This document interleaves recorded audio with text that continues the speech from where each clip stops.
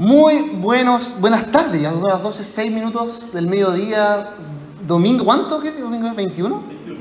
21 de agosto. Así que le doy gracias al Señor por poder estar juntos en este día, ¿no? Realmente es un regalo del Señor. A veces se nos olvida recordar cómo estábamos hace 2 años atrás, encerrados en nuestras casas, con susto por la pandemia, quizás con incertidumbre por todo lo que estábamos viviendo, con necesidades económicas, necesidades emocionales. Pero ¿sabes qué? Dios sigue moviéndose, sigue hablando en nuestras vidas, sigue mostrándonos lo bueno que es Él, ¿no? Así que es una alegría poder estar acá juntos, ¿no? Poder alabar el nombre del Señor juntos. La semana pasada, con Rebeca y Eloísa, estuvimos visitando la iglesia de Curauma, ¿cierto? Una iglesia amiga, hermanos en Cristo. Y les mandaron muchos saludos a ustedes, a la iglesia de Playa Ancha desde Curauma. Y fíjense que ellos hacen su reunión en una cancha de pasto sintético. ¿Cómo estarían? Son todos deportistas, juegan la pelota y mientras no. Pero ¿cómo estarían ahí juntándonos acá afuera? ¿Con frío les gustaría o no les gustaría? No, muy helado. Bueno, estos hermanos aberrados en realidad, porque estaban ahí en la cancha, al aire libre, abrigaditos. Pero es increíble, ¿no? Cómo el Señor se mueve en distintos lugares, distintos contextos. Ellos no son de la iglesia anglicana, son independientes en su iglesia. Pero el Señor sigue moviéndose. Y en realidad me di cuenta que los echamos de menos también, porque vi las imágenes celebrando, saltando acá, no sé, me contaron que se subieron arriba de la mesa celebrando el cumpleaños de la Ruth. De repente algunos se pusieron a cantar acá, pero... Bueno, hoy día, queridos hermanos, amigos, vamos a continuar profundizando en este relato del Evangelio de Marcos. Hoy día vamos a estar finalizando este capítulo 9 de Marcos. Imagínense, hemos pasado todo este año 2022 estudiando Marcos. Comenzamos en marzo con el capítulo 1 y hoy día estamos en el capítulo 9, terminando el capítulo 9. El sermón de hoy lleva por nombre Jesús, el mejor, el único, el Señor. Jesús el mejor, el único, el Señor. Acompáñenme entonces en esta oración para que la palabra del Señor llegue a nuestros corazones. ¿Amén? Oremos. Padre, gracias. Gracias porque tú eres un Dios real. Gracias porque tú eres un Dios que se mueve en nosotros, por nosotros, a través de nosotros. Gracias porque tú estás transformando vidas. Tú estás trayendo gente de la soledad, de la angustia, del dolor, del quebranto, a vidas de sanidad, de bendición, esas fuentes de agua, vida eterna que surgen de nosotros. Gracias porque tú estás obrando en medio nuestro. Y te pedimos que esta palabra de hoy sea realmente desafiante, Padre. Que podamos salir al mundo, a nuestras casas, a nuestros trabajos, a nuestros lugares donde nos volvemos a servir de ti, a mostrar tu amor, a mostrar tu gracia, Señor. Te lo pido en Cristo Jesús. Amén. Amén. Ok, estas semanas que estamos viviendo acá en Chile han sido muy álgidas, ¿no? Estamos a puertas de un plebiscito ahí que está a la vuelta de la esquina, que de alguna manera va a definir muchas cosas como país. Y probablemente durante estas semanas lo que más vas a escuchar, especialmente en todos estos contextos donde se habla, en los medios de comunicación, en las plazas, ayer en la plaza acá hubo una manifestación, es la frase: esta es la posición correcta. Esto es lo que tienes que votar. Incluso en contextos de iglesia puedes escuchar la frase: esta es la posición cristiana. O esto es lo mejor que le hará al país. ¿Has escuchado esa frase? ¿Sí? No sé. Bueno, al final del día, y escucha bien esto, independiente de cómo cada uno de nosotros piense o sienta, la única verdad no está en el voto, no está en tu posición política, no está ni siquiera en cómo vives ni cómo vivirás, sino la única verdad está en Cristo. ¿Amén? La única verdad está en Cristo. Ahora piensa en esto. ¿Cuándo fue la última vez que tú estuviste tan seguro de algo, ¿no? Estabas tan convencido de una posición, de una noticia, de una información, y de un momento a otro te diste cuenta que estabas mal, que no era así? ¿Te ha pasado? Que tú estás ahí, no, mira si esto pasó así, y de repente, no era así. Y que hay como casi ese paso en falso, ¿no? Bueno, no sé si te ha pasado, pero ocurre, ¿no? Los medios de comunicación, estas famosas fake news, ahí está todo, no, si esto es verdad, pasó. En realidad nunca pasó. Bueno, recuerdo que para el año 98, ¿quiénes te acuerdan del año 98? Francia. Chile fue al Mundial de Francia, sí, justamente. Y me acuerdo que ocurrió un evento en uno de los partidos de Chile contra Italia, en que a Chile se le cobró un penal. Bochardó cobró una mano. ¿Se acuerdan, no? Bueno, y todo Chile, ¡no! Injusticia, la FIFA nos roba una mano, nunca fue, ¿no? Bueno, después cuando uno veía los videos, efectivamente le había tocado la mano, ¿no?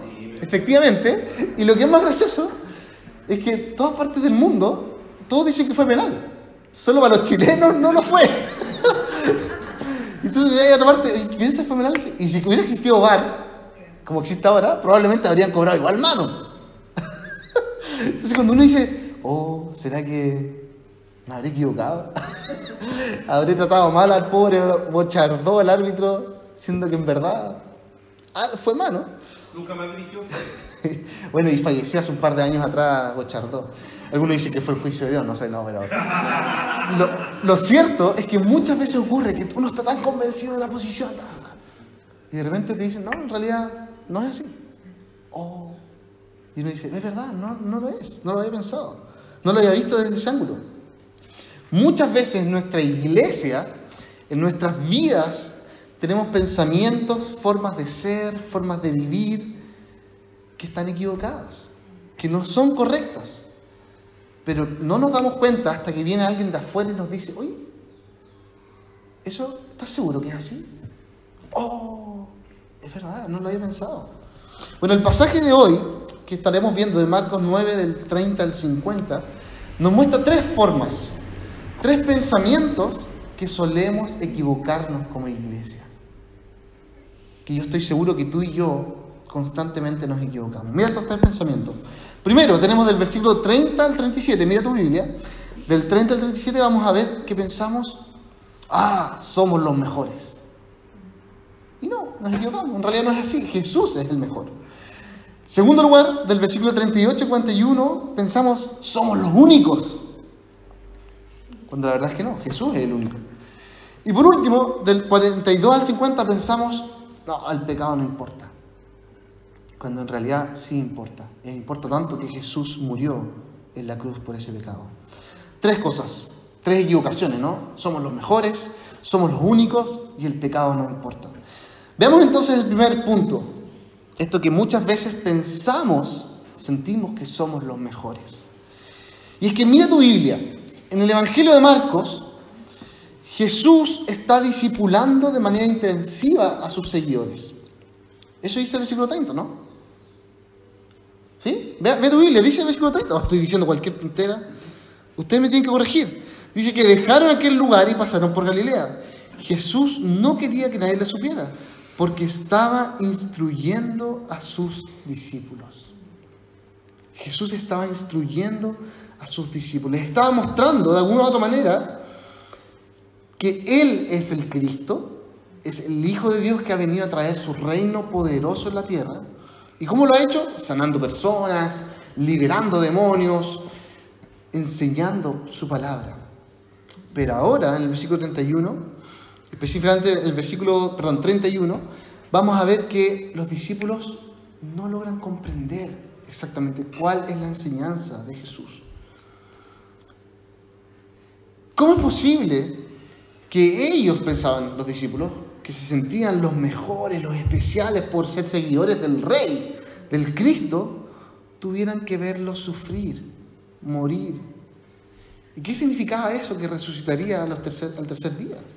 ¿Lo viste ahí en tu Biblia, el versículo 31? El Hijo del Hombre, les decía Jesús, va a ser entregado en manos de los hombres, lo matarán y a los 3 días resucitará. Por eso el versículo 32, los discípulos quedan así como, oye, pero no entendemos. ¿Qué es esto? ¿Qué significa? Y lo que es peor, no se atrevían a preguntarle. Tenían susto.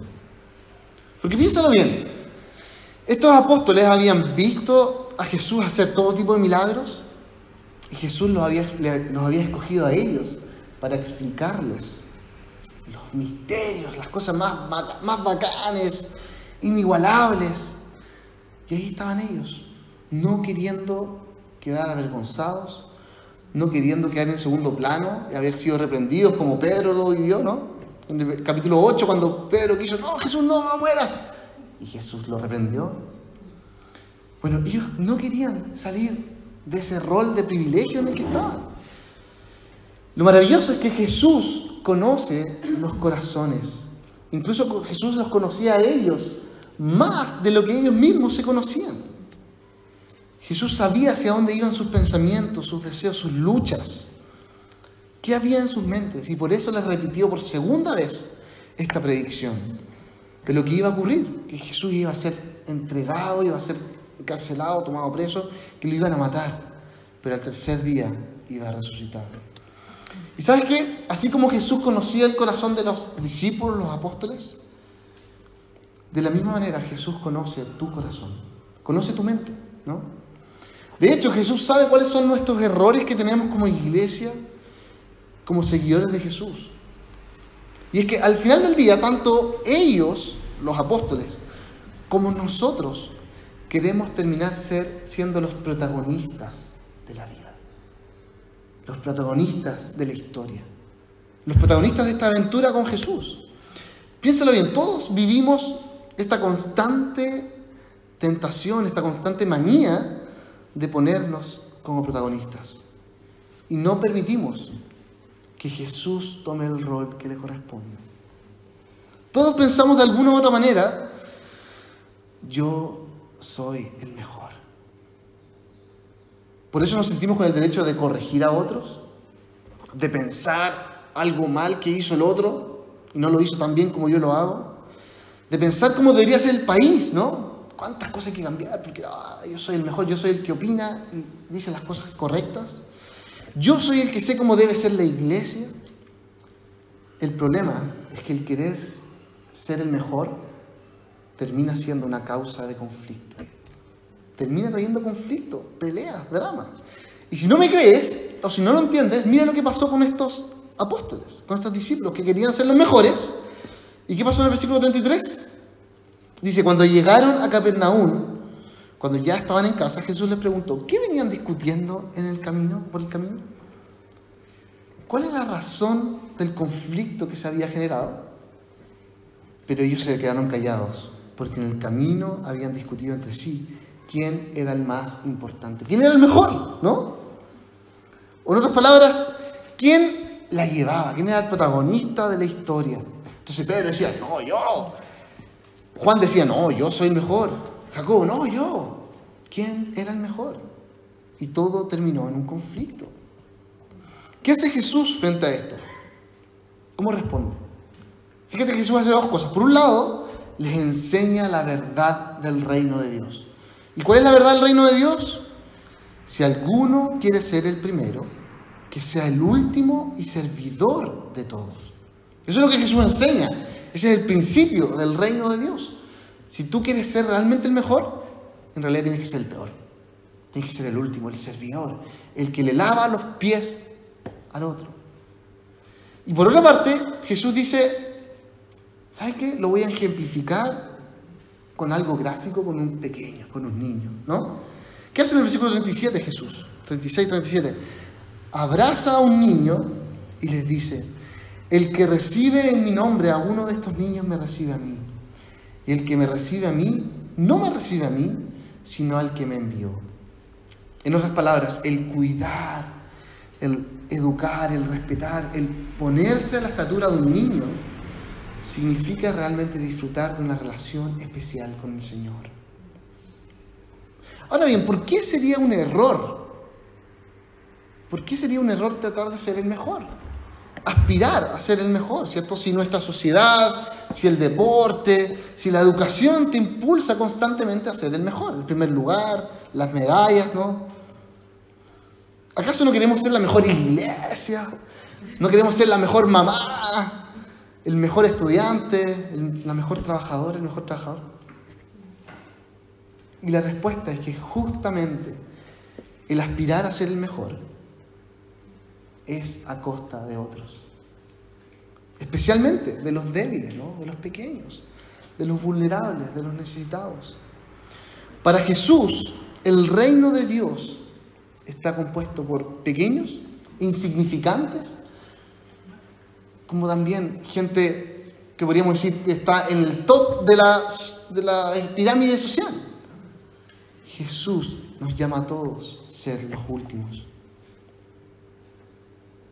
Y lo que es más maravilloso de todo esto es que Jesús vino a la tierra, se hizo como un hombre débil, vulnerable, para rescatar a esta humanidad débil, esclava del pecado, malvada.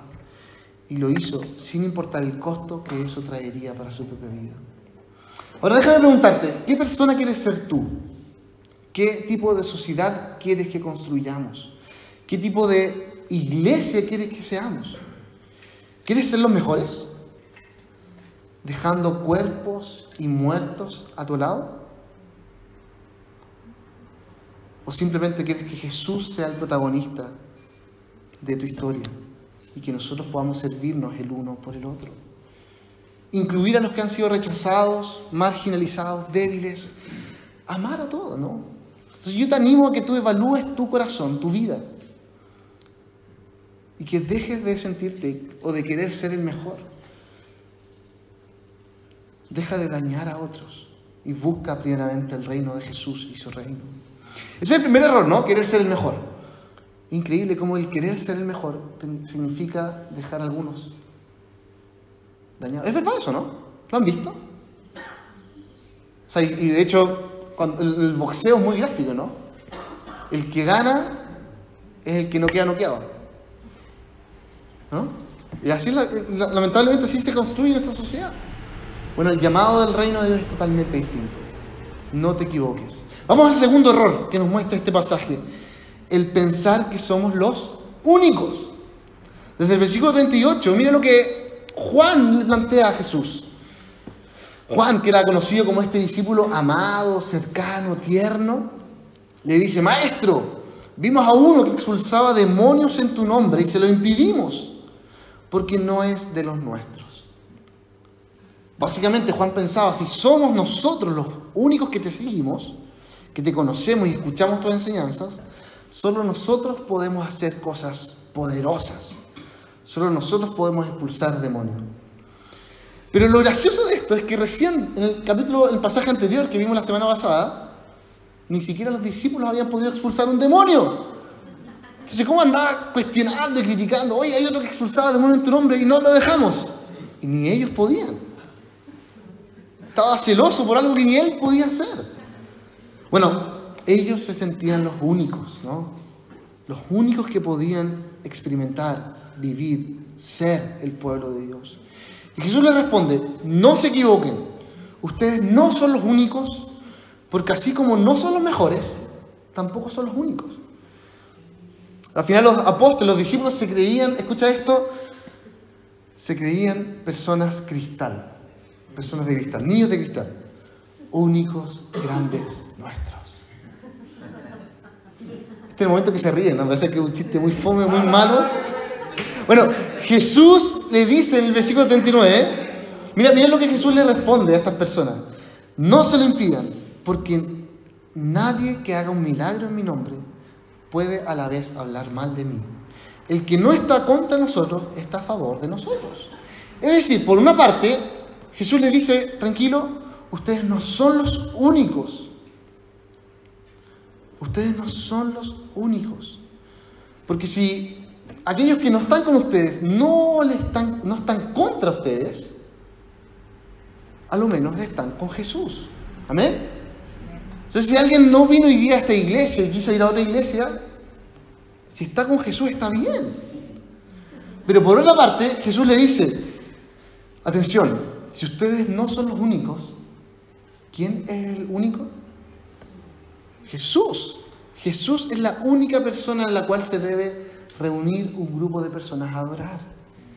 Entonces, Jesús es la verdadera cerveza cristal, ¿no? Único, grande y nuestro. Ahí sí.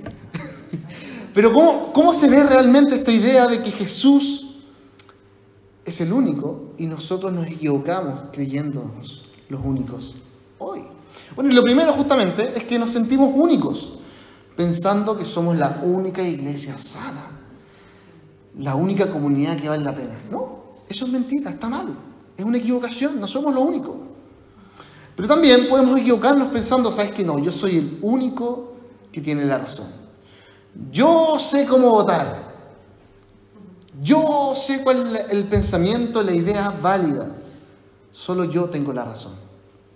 Y eso está mal. Eso está mal, ¿sabes por qué? Porque Jesús es el único que tiene el pensamiento correcto. Entonces, al final de cuentas, el pensar que somos los únicos, lo único que refleja es una visión reducida, parcial, piñufla del Evangelio de Dios, ¿cierto? Porque el Evangelio, el reino de Dios es variado, ¿cierto? Universal, a lo largo del mundo, distintas culturas, distintas lenguas, distintas maneras de acercarse al Señor. Jesús es el único que nos une. Así que esta es una invitación. Lo que Jesús está haciendo acá es una invitación. Decir, ¿sabes qué? No te equivoques, trabaja en equipo. Trabaja en redes. Comparte con aquel que piensa distinto, pero que tiene a Jesús en su corazón. Mira el versículo 41. Jesús dice, les aseguro que cualquiera que les dé un vaso de agua en mi nombre, por ser ustedes de Cristo, no perderá su recompensa. Entonces, el trabajo del avance de la misión se hace en redes, en comunidades. Quizás te toque a ti darle el vaso a un hermano o un misionero de otra iglesia que está en la universidad, haciendo misión, quizás de la iglesia pentecostal, de la iglesia bautista, de la iglesia independiente, o quizás un hermano que viene llegando de una iglesia, no sé, de Mozambique y que no existe en ningún lugar, te va a decir, toma, acá hay un apoyo, un vaso de agua para ti, para que sigas misionando. ¿Qué vas a hacer tú? Valorarlo, ¿no? Valorar la diversidad. Déjame preguntarte entonces, ¿qué tan dispuesto estás a relacionarte con personas distintas? ¿Qué tan dispuesto estás a cruzar la calle, cierto? Y relacionarte con personas de otras denominaciones, de otras corrientes, de otras culturas. Nosotros como iglesia hemos tratado difícilmente de romper, ¿cierto? Esa inercia normal que todas las iglesias tienen. Me acuerdo de cabros chicos, la iglesia donde participaba, que no había sido el nombre, siempre se consideraba como la única, ¿no? No, esta es como la iglesia que viene de la iglesia primitiva. Bueno, nosotros trabajamos en redes, Semillero, ¿cierto? Mou es una instancia donde tratamos de vincularnos con gente de otras iglesias. Evangelio 360, una instancia donde nos comunicamos con gente de otras iglesias. Acá en Playa Ancha, ¿cierto? Está la iglesia Puerta del Cielo, en Puertas Negras, que es de la Asamblea de Dios, donde está el pastor Seba. Está la iglesia San Marcos, que es anglicana arriba. Y hay un sinnúmero de otras iglesias que tratamos de relacionarnos. En Valparaíso, ¿no? La iglesia presbiteriana, Ministerio de Fe. ¿Cuántas otras iglesias que podemos compartir?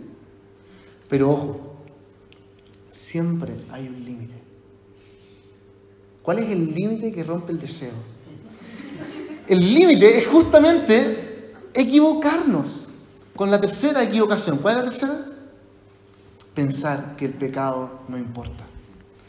Desde el versículo 42, Jesús continúa explicando a los discípulos que así como las equivocaciones son normales, la consecuencia de no querer reconocer los errores pueden ser catastróficas.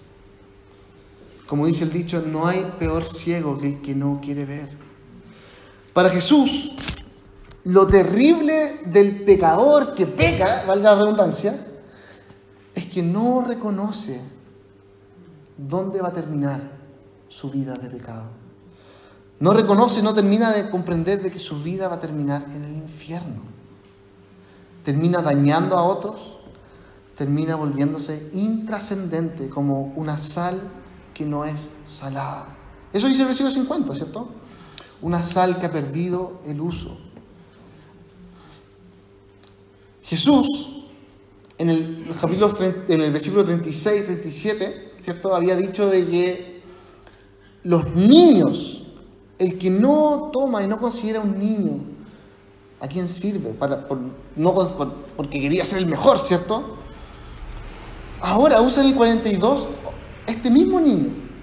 De hecho, es muy probable, porque si Jesús lo tomó y estaba hablando con el discípulo, siguió hablando con este mismo niño. Y dice, el que hace pecar a uno de estos pequeños, más le valdría que se atara una piedra de molino en el cuello y que fuera arrojado al mar.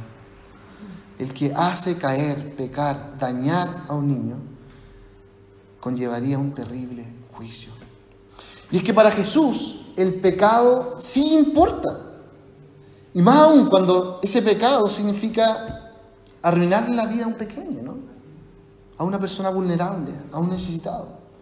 Entonces, por un lado dijimos que no debemos considerarnos los únicos y tenemos que compartir con otros, relacionarnos, conocer otras maneras de acercarse al Señor.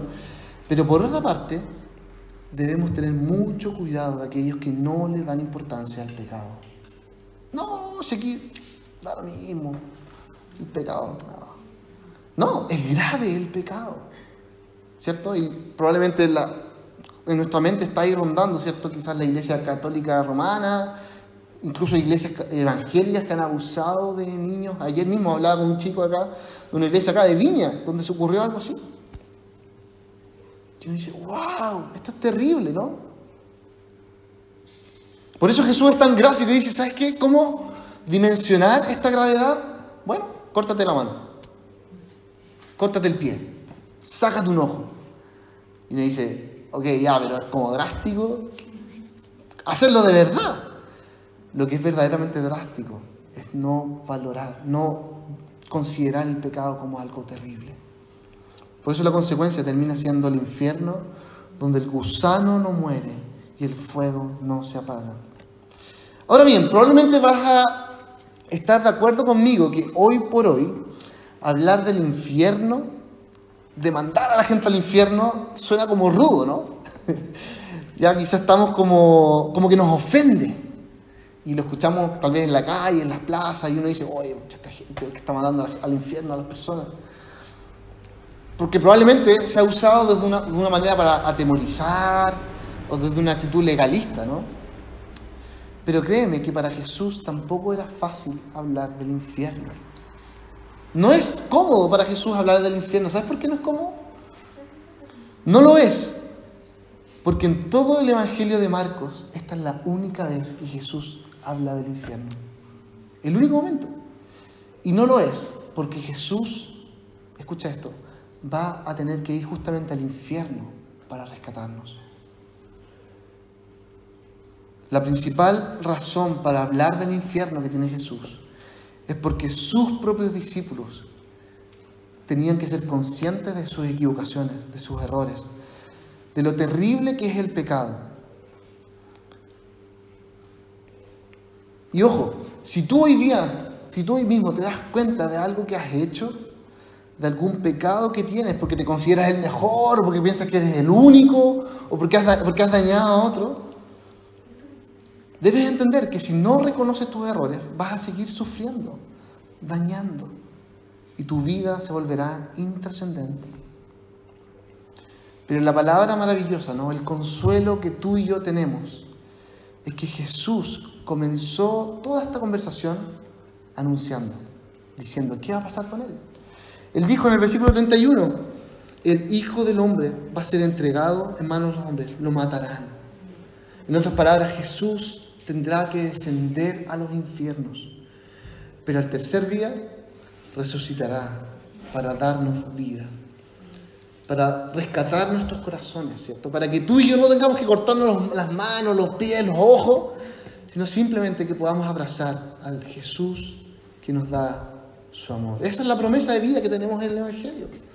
Que Jesús, sabiendo lo obstinado, ¿no? Necio, terco de nuestros corazones, sabiendo que constantemente nos sentimos mejores a otros, que queremos ser los protagonistas, que queremos ser los únicos, Jesús quiso entregar su vida para pagar con su sangre el costo de nuestra maldad. Ya no hay condenación para los que están en Cristo Jesús. Eso dice Pablo en Romanos 8. Ya no hay condenación. Ya no hay. Pero yo les recuerdo, queridos hermanos, amigos de acá de Playa Ancha, que Jesús está diseñando este cuerpo, esta iglesia nos está formando para que no nos sintamos mejores, ni nos creamos los únicos, ni que tampoco consideremos el pecado como algo que no importa, sino que en todo momento veamos a Jesús. Él es el mejor, Él es el único, Él sí le importa el pecado y por eso entregó su propia vida para morir por nosotros. Bueno, lo cierto es que en 2 semanas más viene el plebiscito, ¿no? El 4 de septiembre, y les anuncio al tiro que no nos vamos a reunir acá, porque este es local de votación, así que no nos vamos a juntar acá. Y lo que vamos a hacer es tener una reunión muy breve, sencilla, por Zoom, ¿ok? Nos vamos a reunir por Zoom ese día. Bueno, en 2 semanas más viene este plebiscito y estoy seguro que aquí, ojalá, espero que hayan posiciones distintas, pensamientos, votos diferentes, convicciones bíblicas que incluso te lleven a la convicción de que tú tienes que votar así, pero que sea distinta a la convicción bíblica que tiene otra persona, otro hermano en Cristo. Pero lo que jamás se nos puede olvidar es que Jesús es el protagonista. No lo eres tú, no es Chile, no es esta iglesia, sino es Jesús el protagonista. Y que en Él hay perdón, hay gracia, hay restauración. ¿Amén? Amén. Acompáñame en esta oración. Démosle gracias a Dios por su amor. Padre, muchas gracias porque en ti hay perdón. Gracias porque comprendiendo la gravedad del pecado, comprendiendo lo terrible que es nuestro corazón, lo necio que somos, de querer sentirnos los mejores, de querer pensar que somos los únicos, de no entender la gravedad del pecado. Tú decidiste venir a nuestro encuentro, decidiste enseñar nuestros corazones y decirnos, tranquilos, yo doy mi vida por ustedes. Gracias porque tu amor nos restaura. Gracias porque aquí este no es un grupo donde solamente están los mejores, los que han descubierto el Evangelio, sino este es un espacio donde, reconociéndonos los peores, podemos disfrutar de tu amor. Ayúdanos a tener una actitud humilde, sedienta de ti, que podamos ser esos servidores, esos últimos de la lista, que podamos ayudarnos a quien está en necesidad. Ayúdanos también, Señor, a ser personas que sirven a los niños, que vivamos al ritmo de los niños, que esperemos al que está atrás, al que está retrasado. Ayúdanos, Padre, a de esa manera estar predicando tu evangelio. Que este liceo donde estamos hoy día, que este cerro de Playa Ancha, que Valparaíso, sea el lugar donde tu evangelio reine. Que podamos decir, sí, no somos los mejores, tampoco somos los únicos, y sí nos importa el pecado, pero Jesús es el mejor, Él es el único, Él es nuestro Señor. Gracias, Padre. En Cristo Jesús oramos. Amén. Amén. Que Dios les bendiga.